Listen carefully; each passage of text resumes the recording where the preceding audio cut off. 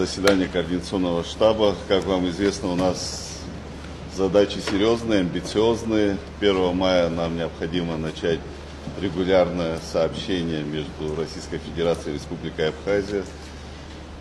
Те работы, которые проводились в рамках реконструкции аэропорта, они действительно очень масштабные, серьезный инфраструктурный проект, который реализуется на территории Абхазии. Такого уж точно за последние 30-40 лет на территории Абхазии такого рода проектов не было. Поэтому благодарю всех тех, кто участвовал в реализации этого проекта.